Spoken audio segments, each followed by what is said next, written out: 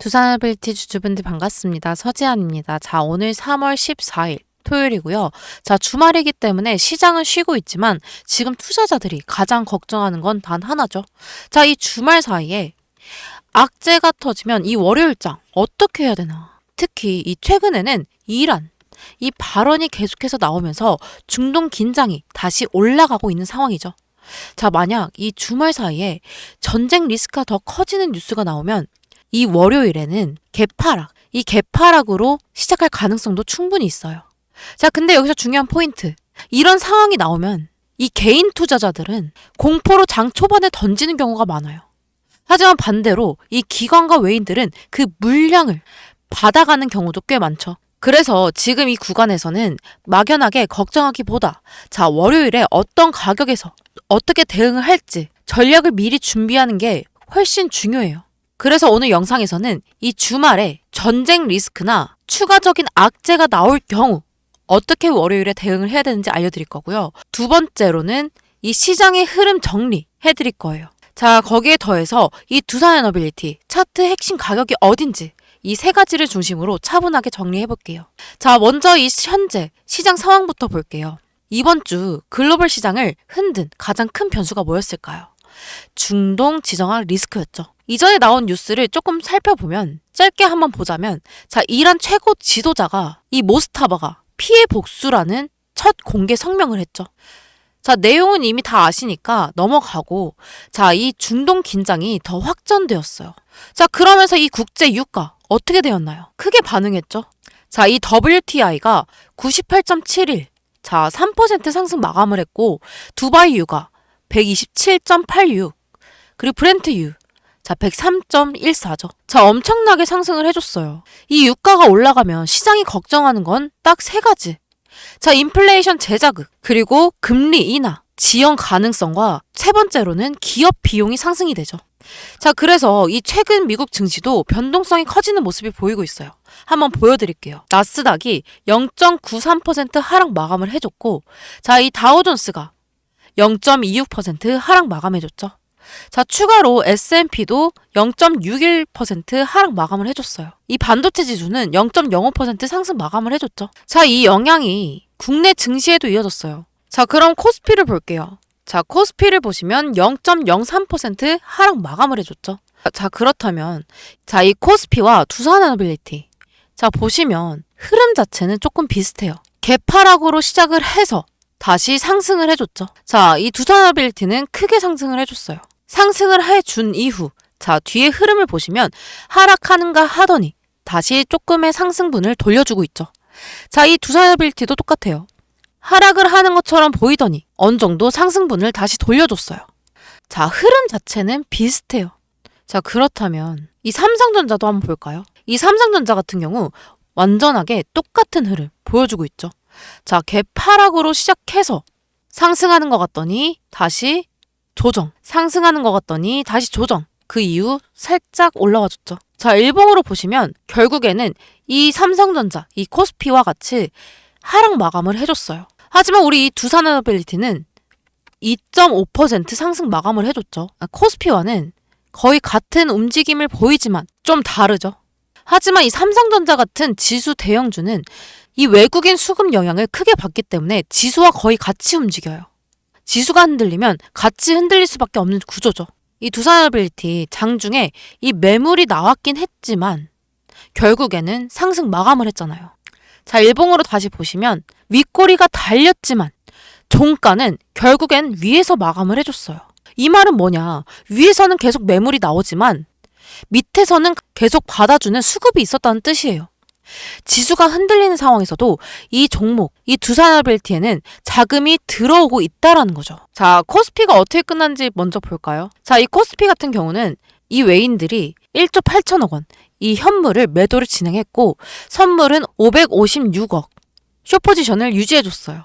자, 야간 선물도 보시면 3월 13일에 외인들이 하방 베팅을 해줬죠. 자, 월요일에는 개파락이 나올 가능성이 크다는 거예요. 하지만 이후 이 장중에 다시 상승을 해줄 거고 정고점 테스트를 할 거예요. 자, 그렇다면 이 두산에너빌리티 이 종목은 기관과 외국인 수급이 붙을 때 추세가 만들어지는 경우가 많거든요. 최근 매매 동향을 보시면 자 보이시죠? 자 금요일에 이 외인과 기관이 다 맞았고 개인은 단기 차익 실현 매물이 나오고 있었어요. 자 이런 구조에서는 주가가 월요일날 바로 급등하기보다 이 매물대를 천천히 소화하면서 계단식 상승 흐름이 나오는 경우가 많아요. 세력이 물량을 정리하는 구간이라기보다 이 매물대를 조금 소화해주는 모습이 보이는 건데 자, 이 102,000원에서 106,000원 이 사이 매물대 굉장히 강하잖아요. 이때 10.7%. 그래서 이 주가가 올라가면 이 차익 실현 매물 나올 수밖에 없어요. 자, 그리고 이 전고점, 이 가격이 정말 중요한데 이 전고점을 돌파하면 추세 상승이 강해지는 경우가 많아요. 자, 우리 내일 이 두산에너빌티는 지금 시장에서도 매물대를 소화하고 전고점을 뚫어주는지 많이 보고 있어요. 자, 이 월요일에 우리는 이 구간에서 개파락으로 시작하면 그 아래 구간에서 어디서 잡아야 되는지 한 번씩 확인을 하고 자, 다시 이 전고점을 뚫어주는지 확인도 해봐야 돼요. 자, 전고점을 뚫어주면 12만원까지 열려 있거든요. 자, 그럼 이제 월요일 대응을 어떻게 해야 되는지 알려드릴게요. 자, 월요일 장에서 개파락으로 시작을 할 거거든요. 자, 그러면 이 구간 단기적으로는 기회가 될 가능성이 있어요. 자, 이런 개파락에서는 개인 투자자들이 공포로 장 초반에 던지는 경우가 많아요. 하지만 이 기관과 외인들은 그 물량을 받아가죠. 그래서 만약에 이 주가가 흔들려도 이 10만원 지지 구간에서 버티는 흐름이 나온다면 이 구간은 단기적인 눌림 대응 구간으로 볼 수 있어요. 내일 단기적으로 개파락으로 시작을 해서 조정을 조금 준 다음에 이 반등이 나올 거예요. 그렇게 되면은 전고점 테스트로 이어지겠죠. 그러면 이 구간 정리해야 될까요? 아니에요. 일단은 12만원까지 열려있기 때문에 우리는 이 구간에서 월요일 오전장에 단기적인 저점을 잡고 전고점 테스트하고 윗구간에서 일부 차익 실현하는 전략을 가져가야 된다는 거죠. 자, 정리를 해보자면 지금 이 두산에너빌리티는 자, 지수랑 조금 비슷하면서도 다르게 흘러가죠. 자, 그리고 에너지 인프라 산업 모멘텀이 있어요. 또한 기관과 이 외인들의 수급이 유입되고 있고 이 102,000원에서 106,000원 사이의 매물대를 소화하고 있어요. 이 전고점을 다음 주에 돌파할 가능성이 큰데 지금 구간 공포로 던질 자리라기보다 조정 시 단기적인 대응을 할 수 있는 대응을 고려할 수 있는 구간이에요. 그래서 이 월요일 오전장부터 더 명확해질 가능성이 크고 그 흐름에 따라 내려올 때 다시 모으고 올라갈 때 일부 정리하는 전략을 가져가야 되죠. 즉 말해서 이 외인과 기관 이들의 수급 흐름을 따라가는 전략이 될 수 있어요. 자, 분명한 건 우리 현 구간에서 월요일에 분할 대응을 통해서 기회를 만들 수 있다는 거죠. 이 타이밍을 잡는 게 핵심인데 진짜 확실하게 말씀드리는데 이 방향성에 따라 이 등락이 반복될 거고 이 흐름을 이용해서 우리는 올라갈 때 팔고 내려갈 때 사는 일명 외인의 매매를 따라가는 전략이 가능한 구간이 될 거라는 거죠. 자, 그럼 아까도 말씀드렸던 어디까지 올라갔을 때 팔고 어디까지 내려갔을 때 사느냐. 저는 매일 이 실시간으로 수급, 거래량, 기술적 지표들 그리고 시장 이것들을 계속해서 체크하면서 이 확률적으로 유리한 구간을 찾고 있어요. 자, 이 시점에서 우리가 이 시장의 상황과 이 모든 것들을 실시간적으로 확인하고 안전한 자리를 찾아야겠죠. 그럼 우리는 어떻게 된다? 이 외인과 기관이 매매하는 그 타이밍을 노려야 된다. 자, 올라갈 때 등락을 반복하죠. 저항선 돌파하고 지지선 구축하고 다시 저항선 돌파하고 지지선 구축하고 다시 저항 돌파. 이게 반복되는 거거든요. 이러려면 물량은 뭐야 하니까 이런 그림이 나올 수 있어요. 자, 여기서부터 여기까지가 3%라고 가정을 해볼게요. 자, 보통 이 개인들은 이 구간 다 기다려서 3% 가져가요. 하지만 이 외인과 기관들 이 등락을 통한 매매를 통해서 3%가 아닌 15%에서 20%를 가져간다는 거죠. 자, 그럼 보여드릴게요. 자, 이 두산에너빌리티 절대 그냥 상승만 하지 않죠. 이 상승과 조정 이 계단형으로 꾸준하게 상승을 하기 때문에 우리는 이 구간 노려봐야 된다는 거예요. 그런데 제가 이 영상으로 알려드리게 되면 자, 늦게 보셔서 따라가지 못하시는 분들이 계세요.